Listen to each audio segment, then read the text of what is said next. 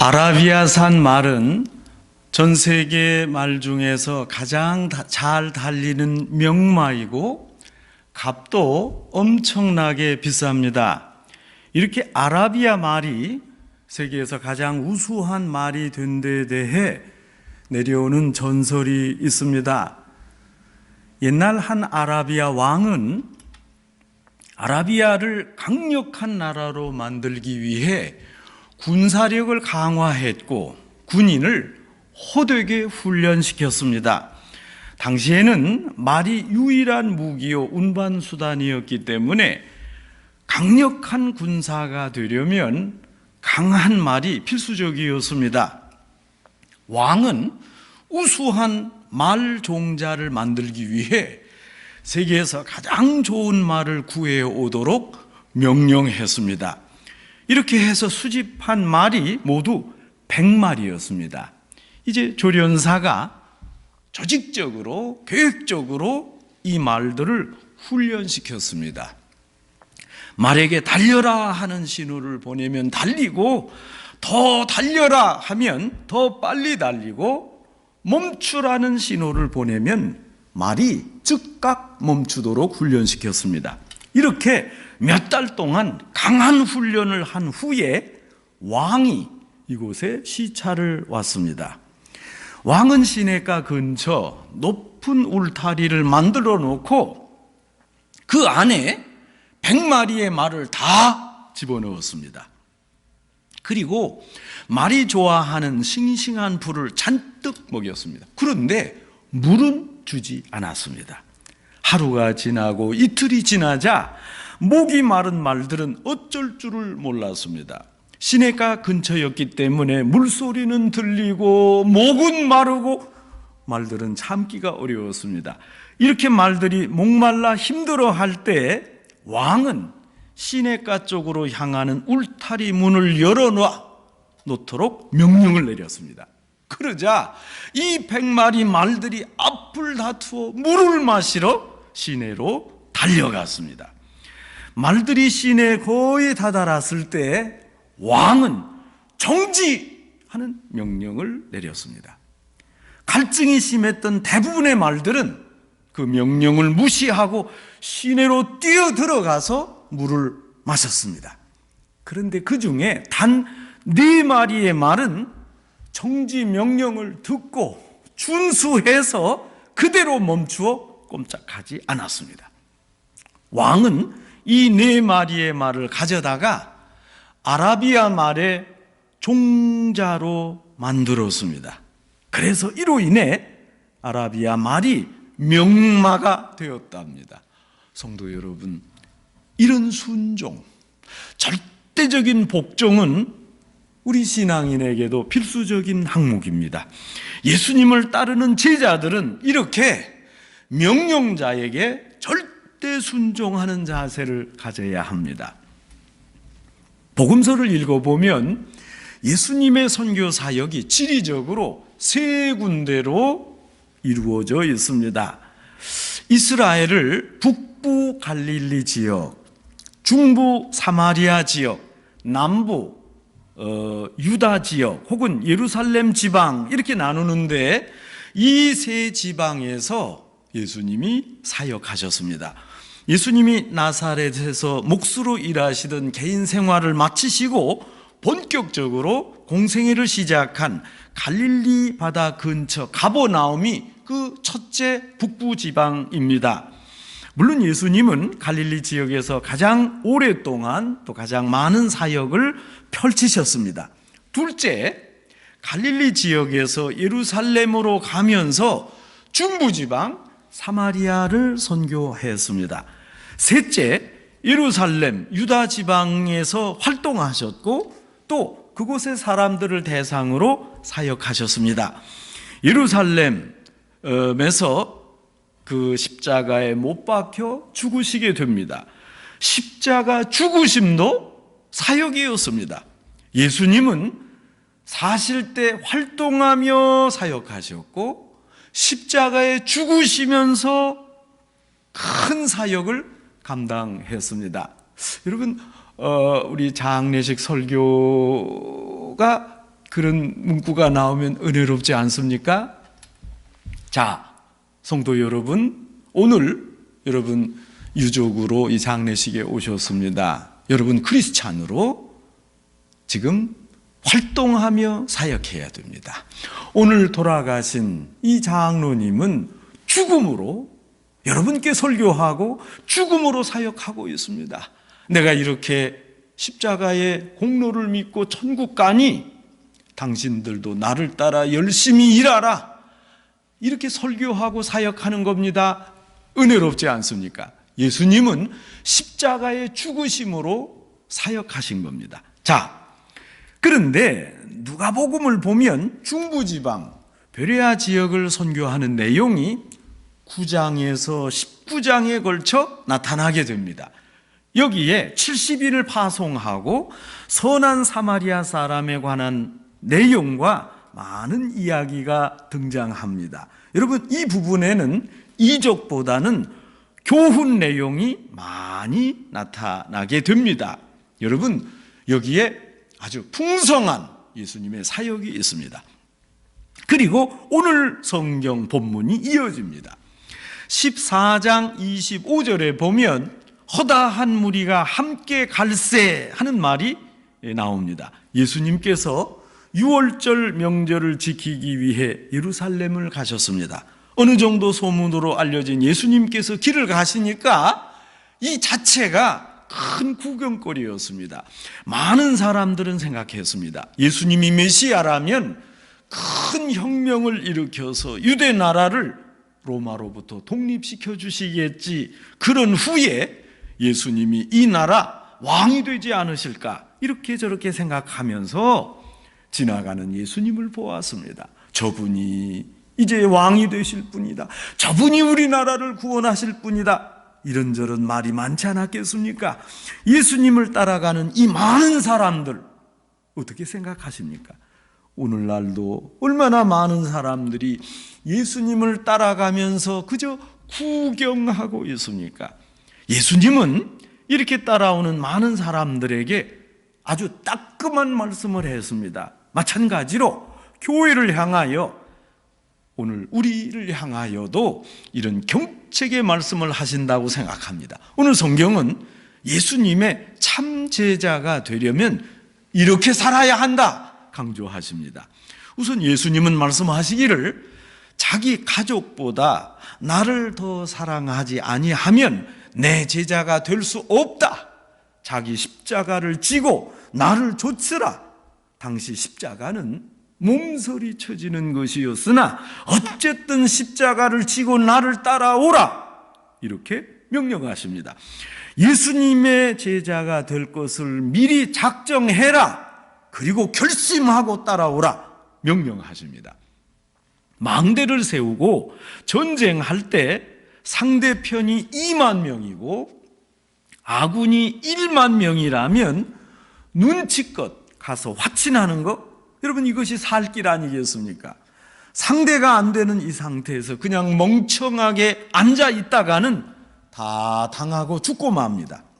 빨리 항복하는 것이 오히려 살 길입니다. 지혜롭게 부지런히 미리 계획하고 준비하는 것, 이것이 바로 제자가 되고자 하는 사람의 마땅한 자세입니다. 또 예수님은 말씀하시기를 모든 소유를 버리지 않으면 내 제자가 될 수 없다고 했습니다. 이런 예수님 명령 속에서 여러분 우리는 몇 가지 지침을 발견할 수 있습니다. 여러분, 예수님의 이 많은 제자도에 관한 명령 중에 우리는 한 몇 가지를 추출해낼 수 있습니다. 우선 알아라 하는 말씀입니다. 그 다음에는 버려라, 그리고 마지막으로 드려라 하는 명령입니다. 알아라, 버려라, 그리고 드려라. 여러분, 이것이 참 제자가 가져야 할, 또 실천해야 할 사명 명록이 되겠습니다. 성도 여러분, 주님의 제자가 되려면 지혜가 있어야 됩니다. 알아야 합니다.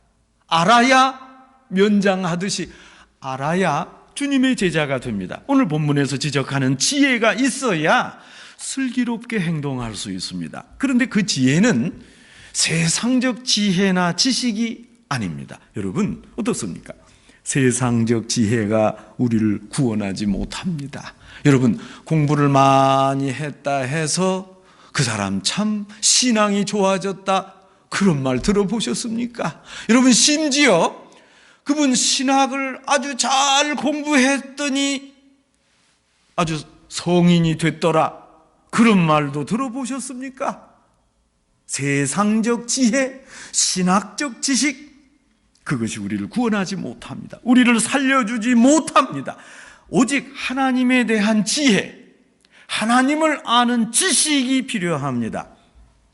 그래서 토마스 아켄피스는 그리스도를 본받아 책 제1권에서 그 유명한 말을 합니다.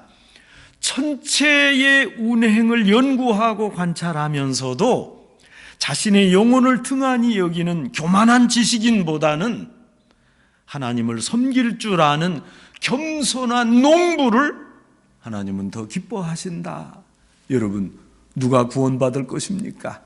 천체 물리학 박사입니까? 하나님을 경외하는 농부입니까? 그래서 신학자들을 향해서도 말합니다. 나는 삼위일체의 정의에 관하여 아는 것보다 차라리 내 죄에 대하여 회개하는 마음을 갖고 싶습니다. 여러분 이런 바른 지혜, 하나님을 아는 지식이 필요합니다. 여러분 우리 믿는 사람도 마찬가지입니다. 세상적 지혜나 지식이 아닌 하나님의 지혜, 하나님의 지식이 필요합니다. 그러나 그것은 하나님에 대한 교리나 단순한 지식을 의미하는 게 아닙니다. 하나님이 어떤 분이란 사실을 알고 믿고 하나님에 대한 확신을 가지라 하는 것입니다. 여러분 이런 이런 지식, 이것이야말로 신앙의 기본이요 기초입니다. 하나님이 어떤 분인지 확실히 알 때 우리의 신앙이 바로 섭니다. 또 믿음의 확신이 생깁니다. 그리스도의 제자로서 한 발자국 한 걸음 이렇게 앞을 향해 전진할 수 있습니다. 전 세계를 다니며 예수 전도단 사역을 하고 있는 조이 도우슨이라는 분이 있습니다. 이분이 하나님의 음성을 듣는 법, 이런 책을 저술했습니다. 자신의 경험을 바탕으로 하나님의 음성을 듣고 또 이 하나님의 음성을 해석하는 것 등에 관한 내용을 담고 있습니다. 그런데 여기에서 가장 강조하는 것이 하나님이 어떤 분이라는 것을 먼저 알아라 하는 내용입니다. 하나님의 능력을 알고 우리를 향한 하나님의 사랑을 얼마나 알고 믿고 있느냐, 이것이 하나님의 음성을 듣고 받아들일 때 가장 중요합니다. 여러분 조이 도우슨 여사가 결혼 초기에 이제 맞았던 일입니다. 당시에 이분이 두 쌍의 신혼부부와 친하게 지내며 신앙생활을 했습니다. 그런데 어느 날 그 두 명의 신랑이 기도하는 중에 조이 도우슨 부부를 찾아가라, 이런 확신이 들더라는 거예요. 그런데 마침 그 저녁 도우슨 부부는 선약에 있어서 집에 없었습니다.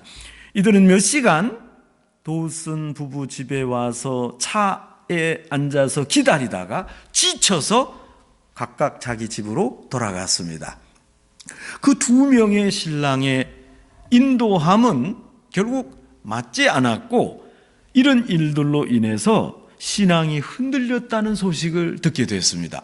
아니 하나님이 분명히 우리에게 도우슨 집으로 가라 해서 갔는데 도우슨 부부가 없으니 이거 하나님이 잘못 말하신 건가, 이거 어떻게 됐나 해서 신앙이 흔들린 것입니다. 이 소식을 들은 조이 도우슨은 매우 안타까워하면서 이렇게 말했습니다. 만일 하나님이 절대적으로 의로우시고 참되시고 신실하시다는 것을 확신했다면 이런 상황에서 이런 결과가 나오지 않았을 겁니다. 오히려 하나님, 저는 이것이 하나님께 순종하는 일인 줄 알고 행했는데 결과가 왜 이렇게 나왔는지 모르겠습니다. 그러나 분명한 것은 당신은 실수가 없으시고 신실하신 분이라는 것을 알고 있기에 당신의 시간에 당신의 방법으로 깨닫게 해 주십시오. 이렇게 기도해야 옳다는 것입니다. 여러분, 우리가 신앙생활할 때 자꾸 우리 생각을 하나님 뜻으로 착각하고 그것이 이루어지지 않으면 불평하고 신앙이 없어졌다, 신앙이 흔들렸다, 경솔한 경우가 많습니다. 여러분, 조이 도슨이 하는 말은 한마디로 우리에게 가장 중요한 것은, 필요한 것은 하나님의 성품을 아는 지식이라는 것입니다. 하나님은 실수가 없으십니다. 하나님은 우리에게 잘못을 주지 않습니다. 그러면 왜 이런 결과가 있습니까? 하나님의 뜻이 있습니다. 그것이 하나님의 방법을 적당한 시간에 우리에게 알려주실 것입니다. 여러분, 우리가 몰랐지, 우리가 경솔했지 하나님이 실수한 거 없습니다. 한마디로 우리에게 필요한 것, 하나님의 성품을 알아야 한다 하는 것입니다. 여러분, 어찌 보면 이것은 아주 단순한 것이지만 우리 신앙생활이 이렇습니다. 알아야 됩니다. 알아야 됩니다. 하나님의 거룩하심, 하나님의 경륜을 알아야 됩니다. 하나님의 사랑을 알고 하나님의 능력을 아는 사람은 결코 실망하지 않습니다. 설사 넘어지더라도 또 일어섭니다. 왜냐? 하나님은 신실하시기 때문입니다. 때로 하나님을 원망하다가도 곧바로 주님께 감사하게 됩니다. 왜냐? 하나님의 능력을 알기 때문입니다. 하나님은 우리를 구원하시고 끝까지 지켜주시고 함께 하시고 돌봐주신다는 사실을 알고 믿을 때 우리는 주님의 자녀로, 주님의 제자로 온전히 살 수 있습니다. 성도 여러분, 하나님을 바로 아셔야 됩니다. 이것이 제자의 마땅한 일입니다. 다음으로 주의 제자가 되기 위해서 버려야 됩니다. 과감히 버려야 됩니다. 오늘 성경 33절에서 너희가 버리지 못하면 능히 내 제자가 될 수 없다, 강하게 말씀합니다. 여러분, 오늘 본문에는 내 소유를 버리라 이렇게 말씀합니다. 프란츠는 이 부분에 주석을 쓸 때 핵심적인 단어 아토타소, 버린다를 강조했습니다. 버리지 못하면 예수님의 제자가 될 수 없습니다. 여러분, 여기 버린다 이 말을 사전의 의미대로, 원어대로 보면 분리하다, withdraw, 인출하다, 자신으로부터 멀리하다, 그런 의미입니다. 성도 여러분, 예수님의 제자가 되려면 자신의 이기적인 욕심, 나쁜 버릇, 욕망 다 버려야 됩니다. 물질 욕심, 자존심, 명예 버려야 됩니다.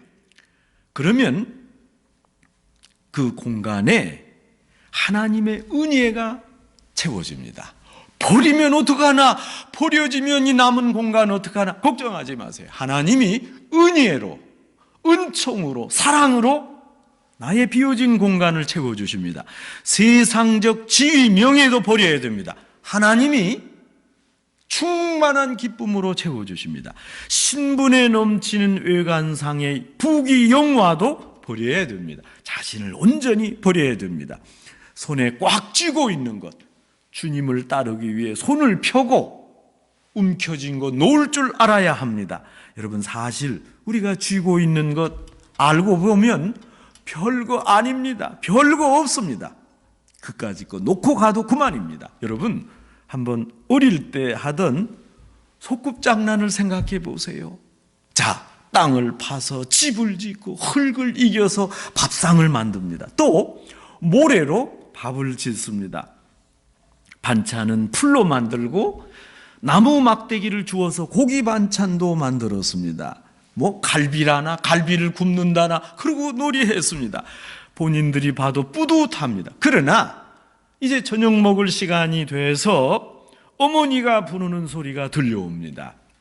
자, 이제 들어와라. 그만 놀고 집에 와서 씻고 밥 먹어라. 그러면 아이들이 그렇게 재미있게 놀던 거 다 내팽개치고 집으로 뛰어갑니다. 미련 없이 버려두고 따뜻한 가정으로 돌아갑니다. 여러분, 그때 어린이 치고 자기가 가지고 놀던 흙을 집으로 가져가는 거 봤습니까? 여러분, 그러셨습니까? 정성껏 만든 밥상, 그 많은 오랜 시간 동안 해놓은 음식, 반찬, 미련 없이 다 버리고 빈손으로 달려갔잖아요. 다 별거 없습니다. 여러분, 생각해 보면 그것도 갖겠다고 아우성치고 노심초사하고 있습니다. 주님의 제자가 되기 위해서 예수님은 이런 것을 다 버리라 말씀합니다. 마태복음에서도 예수님이 그러지 않았습니까? 수고하고 무거운 짐진 자들아 다 내게로 오라. 내가 너희를 편히 쉬게 하리라.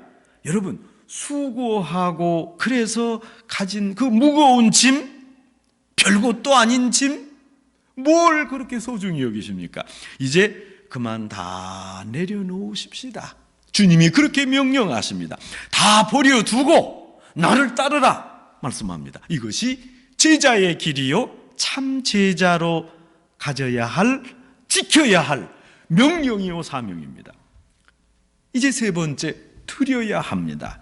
오늘 본문에도 자기 부모나 형제 자매, 심지어 자기 목숨을 미워해야 된다고 말씀합니다. 여러분, 이건 어떤 의미에서 보면 자기 자신 전부를 하나님께 바치라는 겁니다. 주님께 모든 것을 바치고 내 명예, 내 가족, 물질 모두를 주께 드립니다. 이렇게 해야 됩니다. 특별히 내가 소중히 여기는 것, 내가 집착하고 있는 그것, 바로 그것을 바치라고 하십니다. 성도 여러분, 영성훈련이란 말을 요새 많이 사용합니다. 또 영성훈련 프로그램도 아주 다양하고 많습니다. 영성훈련이란 결국 몽땅 드리는 훈련입니다. 아무것도 드리는 것 없는데 영성훈련 했다? 여러분, 이것은 아주 잘못된 겁니다. 그것은 영성훈련이 아닙니다. 영성훈련을 받은 후 드리는 자세가 없었다면 이런 훈련은 잘못된 것입니다. 주의 제자라면 몽땅 빼앗기든지 몽땅 드려야 하는데 그 드리는 것이 훨씬 낫습니다. 여러분, 다 빼앗기시겠습니까? 아니면 있을 때 자원해서 드리시겠습니까? 주님이 바치라 하는데 안 된다 움켜쥐다가 어느 순간 주님이 가져가야 되겠습니까? 아니면 이실직고하고 이 자리에서 하나님 앞에 헌신하고 자원하여 바쳐야 되겠습니까? 여러분, 드려야 얻습니다. 이것이 축복받는 길입니다. 씨를 드려야 열매를 얻습니다. 종자 씨가 아까워 안 심는다면 어떻게 열매를 얻습니까? 여러분, 마음을 드려야 됩니다. 마음은 영혼의 대가입니다. 또 물질을 드려야 됩니다. 물질이 있는 곳에 마음이 있고 내 자신이 있습니다. 여러분, 내가 사랑하는 표현으로 물질입니다. 물질이 굉장해서가 아니라 내 사랑하는 표현을 보여드릴 길이 없어. 구체적으로 쉽게 보여주고자 물질을 사용하는 거 아니겠습니까? 물질을 바쳐 주력했던 목회 사역을 보조했던 동역자들이 있었습니다. 여러분, 바울이 그 어려운 일을 할 때 물질로 헌신한 자가 있었습니다. 또 예수님이 사역할 때 많은 물질을 바친 이들이 있었습니다. 여러분, 물질을 바치는 것은 주의 제자가 되는 첩경을 가는 것입니다. 우리는 또 주님께 시간을 드려야 됩니다. 시간을 드리지 않으면 그 어떤 것도 아무 소용이 없습니다. 여러분, 저는 부족하지만 목회자 생활을 하고 있습니다. 저는 목회자로서 보람 있는 것 중에 하나, 또 하나님 앞에 부족하지만 좀 자신 있는 것 중에 하나는 목회자니까 많은 시간, 1000시간을 다 하나님께 드립니다. 하나님을 위해 저의 시간을 사용합니다. 여러분, 우리가 시간을 드린다 할 때 그 시간이 과연 무엇입니까? 곰곰이 생각해 보면 시간은 곧 생명입니다. 내게 허락된 시간, 그것이 바로 생명 아니겠습니까? 여러분, 집안에 아이가 태어나면 부모들은 그 아이에게 모든 것을 집중하고 그 아이와 함께 합니다. 아이들과 함께 시간을 갖고 돌봐주어야 됩니다. 이렇게 시간을 함께하고 돌봐주는 것, 여러분, 이것이 바로 나의 생명을 나눠주는 거 아니겠습니까? 친구들과 시간을 나누는 것, 교회 성도들 간의 시간을 공유하는 것, 여러분, 이것 역시 생명을 나누고 있는 겁니다. 우리 신앙도 마찬가지입니다. 여러분, 오늘 예배도 사실 우리가 서로 함께 이 공간에서 생명을 나누는 겁니다. 여러분이 귀한 시간을 내어 교회로 오셨습니다. 그리고 지금 이 한 공간에서 함께 시간을, 생명을 보내고 있습니다. 생명을 바치고 있습니다. 여러분, 예배하는 동안 우리가 하나님께 헌신하는 겁니다. 우리의 생명을 하나님께 드립니다. 이렇게 기도합니다. 여러분, 그렇지 않습니까? 또 우리가 때로 하나님께 내 생명을 온전히 바치게 해달라 이렇게 기도합니다. 내 생명, 다른 거 없습니다. 나의 시간을 드리면 되는 것입니다. 내 시간을 온전히 바치고 드리는 것, 여러분, 이것이 바로 제자의 길입니다. 저는 때로 약속 시간에 늦는 사람에게 이렇게 말합니다. 왜 늦었습니까? 당신은 내 생명을 갈취했습니다. 내 생명을 내놓으세요. 얼마나 무서운 말입니까? 여러분, 나의 시간을 바치고 생명을 바쳐서 하나님께 드려야 됩니다. 성도 여러분, 영화 빠삐용을 보셨습니까?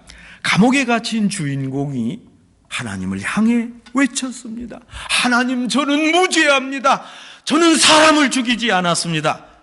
그때 하나님의 음성이 들렸습니다. 얘야, 나는 너를 안다. 내 사정을 소상히 안다. 너는 확실히 사람을 죽이지 않았다. 그러나 너는 유죄다. 너는 죄인이다. 주인공이 깜짝 놀라서 하나님께 물었습니다. 아니, 사람을 죽이지 않았는데 왜 유죄입니까? 하나님의 음성이 이렇게 들려왔습니다. 너는 사람을 죽이지 않았지만 인간이 저지를 수 있는 최악의 죄악을 저질렀다. 그것은 인생의 시간을 낭비하는 죄를 범한 것이다. 그것이 너의 죄다. 낭비하는 죄, 시간을 아무렇게나 사용한 죄. 성도 여러분, 시간을 낭비하면 안 됩니다. 시간을 허비하면 인생에서 되는 일이 없습니다. 하나님께 바쳐진 시간, 그건 만유효합니다. 그 생명을 하나님께 바쳐야 됩니다. 믿는 자로 시간을 낭비하지 않는다면, 시간을 하나님께 바치고 생명을 다해 충성하면 그것이 바로 하나님께 헌신하는 것입니다. 그렇다면 우리 믿는 사람들은 무엇에 충성해야 합니까? 아무리 바빠도 기도하며 하나님께 시간을 바치며 충성해야 됩니다. 아무리 바빠도 말씀을 읽으며 성경 구절을 암송하며 하나님의 뜻을 찾아야 됩니다. 아무리 세상 일이 즐거워도 주일 교회 나와 예배하고 하나님 앞에 더욱 헌신해야 합니다. 그럴 때 하나님께서는 우리가 살아가는 삶의 처지에서 우리를 하나님이 기뻐하시는 사람으로 사용하실 것입니다. 성도 여러분, 예수님의 참 제자 조건으로 강조하신 알아야 하고 버려야 하고 드려야 하겠습니다. 알고 버리고 드리지 못할 때 우리는 주님의 제자가 될 수 없습니다. 소금의 맛을 잃으면 땅에 버려져 소용없게 되듯이 세상의 소금이 돼야 할 주님의 제자가 소금의 역할인 바르게 알고 버리고 드리지 못할 때 더 이상 제자가 아닙니다. 그저 버려질 것입니다. 성도 여러분, 예수님이 알려주신 아주 구체적인 길, 참 제자가 되는 첩경, 바르게 알고 온전히 버리고 그리고 모두 드립시다. 아낌없이 드립시다. 하나님이 주실 것입니다. 이렇게 할 때 하나님은 저희에게 이 땅에서 인생을 승리하게 하시고 또 저 세상에서 영생을 주시고 천국을 주시고 멸류관을 허락하실 겁니다. 성도 여러분 모두가 이렇게 약속이 있고 저 미래가 찬란하게 보장된 굉장한 약속을 소유하는 예수님의 참 제자가 되시기를 주님의 이름으로 축원합니다. 하나님 아버지, 저희를 특별히 불러 제자 삼아 주시고 제자가 가야 할 길을 밝히 알려주시니 감사합니다. 하나님의 뜻을 밝히 알 뿐 아니라 저희가 가진 모든 액세서리와 같은 보여지는 쓸데없는 것을 온전히 버리고 저희의 시간과 생명마저 철저히 드리는 주님의 바른 제자가 되게 하옵소서. 예수님의 이름으로 기도합니다. 아멘.